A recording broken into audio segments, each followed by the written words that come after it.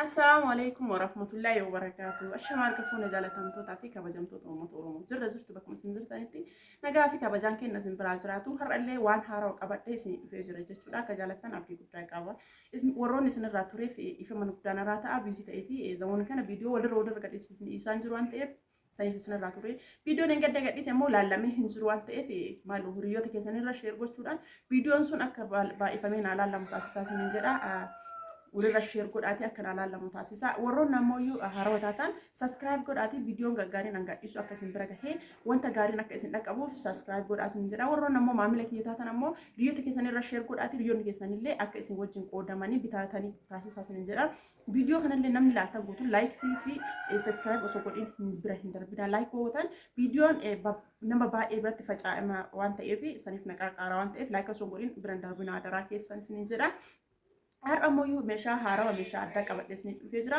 Meeshaan kun eessa deemaa jirtan boqqojjii deema jechuudha. Meeshaan kun boqqojjii deema akkana fakkaata jechuudha. Maashaallah meeshaan ka arabeeti eenyudha abbaa isaan namoonni yeroo baay'ee naan jettaniif meeshaan kun ka arabeeti boqqojjii deema jechuudha. Argaan jilisii kana jechuudha. Argaan jilisii kana gatii ammoo gatii isaa isin hima jechuudha. Gatii isaatii fi meeshaa kanallee tokko tokkoon isin argisiisa jechuudha.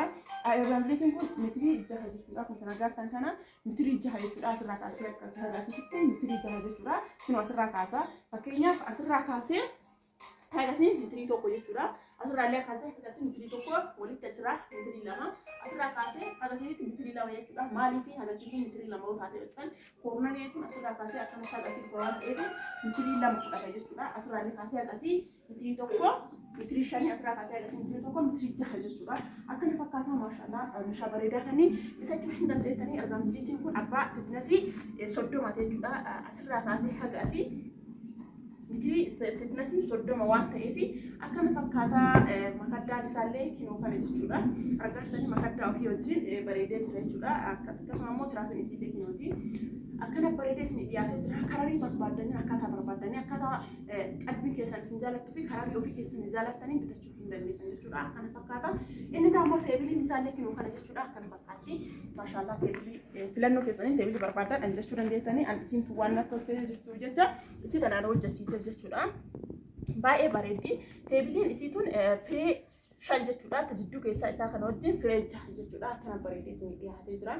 Gatiin isaa meeqa oonaan jettan birrii 38.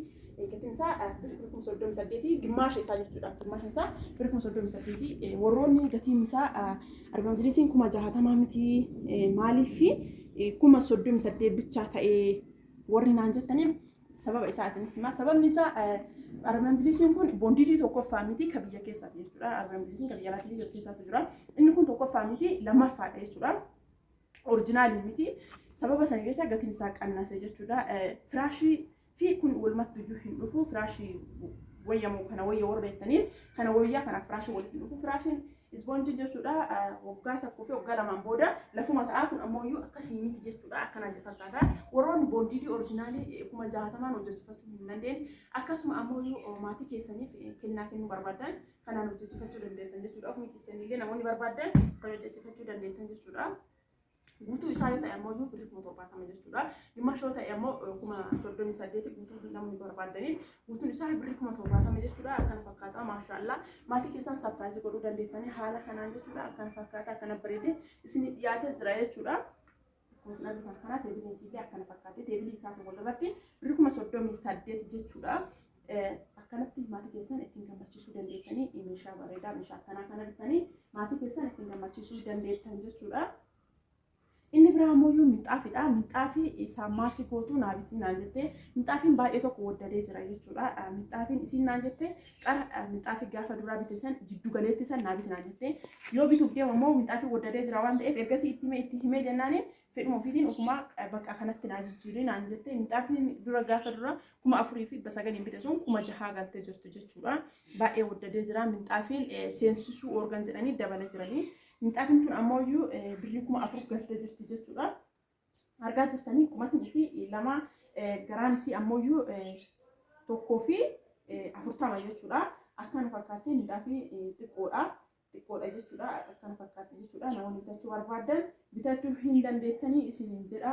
Minxaafiin arat ba'uleettiin sun ammoo iyyuu baay'ee oddadee jira birrii qara 8,000 fi 800 sun ammoo iyyuu birrii 10,000 fi dhibba wayii galee jira jechuudha. Minxaafiin akkasii oddadee jira. Namoonni bitachuu barbaadan kinoo akkanatti minxaafiin dabalee jira isiniin jedha. Meeshaan akkana fakkaata albaanjiliisiin kenna har'aa akkana fakkaata jechuudha.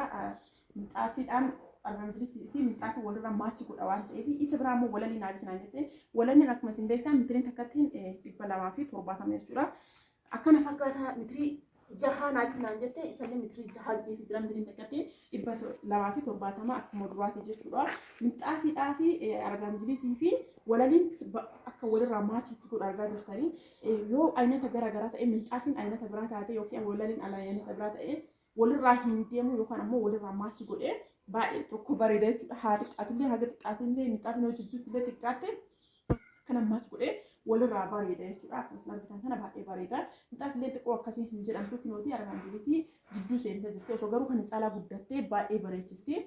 Ammallee waan hagas muluu nama dabbaruullee miti jechuudha. Osoo guddoo taate isiin baddooma hin qabdu hin bareeddi.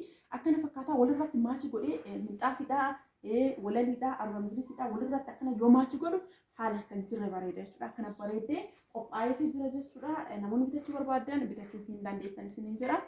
Inni biraa ammoo rakabootidha. Rakabootiin abbaa gadaallee akkana bareedee isin dhiyaatee jira jechuudha. Akkuma argitan kana bareedee isin qophaa'ee jira jechuudha. Isin isaa wajjin gatiin isaallee akkuma beektan birrii 3,000 jechuudha. Akkana bareedee isin dhiyaatee jira. Gatiin isaa birrii 3,000. Inni biraa sufraa rakabootiiti. Sufraa rakabootii namoonni diimlaayitiin barbaadan diimlaayitiin bitachuu dandeettanii namoonni kanaan barbaadan kanaan bitachuu dandeettanii kan diimlaayit yoo ta'e birrii 2,000 jechuudha. Kan yoo ta'e birrii 1,400 jechuudha. Maashaallah akkana bareedee jira. Rabbi sirraa haa jaalatu rabbi si haa bareechisu maatii fi akkana bareechiftee jirti jechuudha. Inni biraa bunni kiiloo tokkottiin qara 450 galee jira. Amma ammoo qara 450 amma ammoo 400 deebi'ee jira jechuudha. Birrii 50 bu'ee jira kiiloo tokkotti birrii 50 bu'ee jira. Wanta dabalee isin jedha. Wanta qannasa ammoo qannasa isin jedha jechuudha. Akkana fakkaata bunni warqaan duraan 450 amma ammoo 400 deebi'ee jira. Birrii 50 bu'ee jira jechuudha. Birrii 50 qannaseera jechuudha. Akkana fakkaata kiiloo 2,800 qara kiiloo 2,900 amma ammoo kiiloo 2,800 deebi'ee jira jechuudha. Meeshaan keenya maashaallah akkana fakkaata jechuudha. Akkuma argitan kanatti haala kanaan bareedee maashaallah qophaa'ee jira jechuudha. Namoonni bitachuu barbaadan lakkoofsi biraa fi 9,972 2,225 argachuu dandeettanii. Warroonni ammoo viidiyoon keessan meeshaan keessan isin hin qophoofneef meeshaan keessan tara waluma duraa duubaan isin dhiyaata waan ta'eef obsaan eeggadhaa isiniin jedha. Warroonni ammoo meeshaan keessan isin qophaa'ee isin bira dhufe ammoo akkuma jaalattan irratti koomentii naa barreessaa isiniin jedha. Hiriyoota keessan irra sheer godhaati. Akka isin irraa qoodaman taasisaa isiniin jedha. Akkuma isin jettanitti akkuma fedhe keessanitti isin guuta jechuudha. Akkana fakkaata jechuudha. Sapiraayizii maatii keessan godhuu hin dandeettanii sooma hiikaa irratti uffata ta'ee mudawwara ta'ee akkasuma immoo meeshaa maatii keessan gammachiisullee namoonni barbaadan na biratti argamuu dandeettan jechuudha. Akkana fakkaata akkuma isin qophaa'ee jechuudha. Nagaatti.